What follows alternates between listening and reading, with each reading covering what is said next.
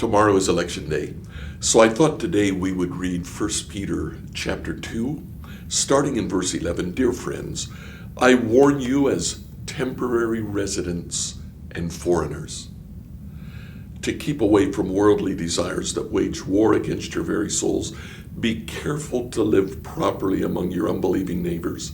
Then, even if they accuse you of doing wrong, they'll see your honorable behavior, and they'll give honor to God when he judges the world. For the Lord's sake, respect all human authority, whether the king as head of state or the officials he has appointed. For the king has sent them to punish those who do wrong and to honor those who do right.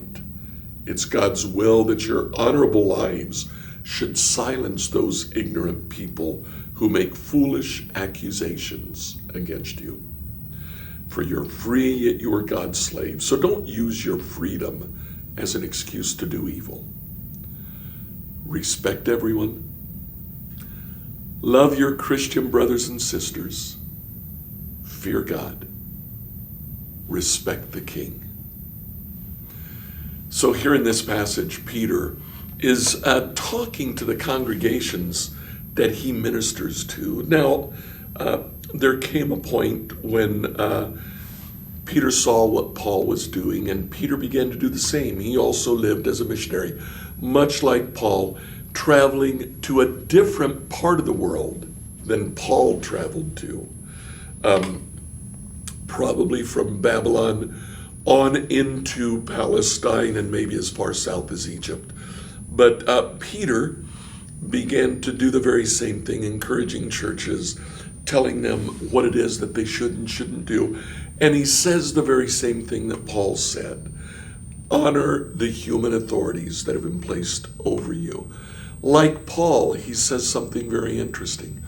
We are not citizens of this world. We're citizens of God's kingdom. So here we are aliens and foreigners. So he says, as temporary residents and foreigners, honor the authorities placed over you. The authority over us ultimately is God. But while we live here, we are to honor those human authorities that have been placed over us. Tomorrow's election day. It's very important that you go and vote if you haven't done so already. Pray about it, seek God's guidance, then tomorrow go and vote. Honor the King. Tomorrow we'll talk a bit more about God's sovereignty over the nations. See you tomorrow.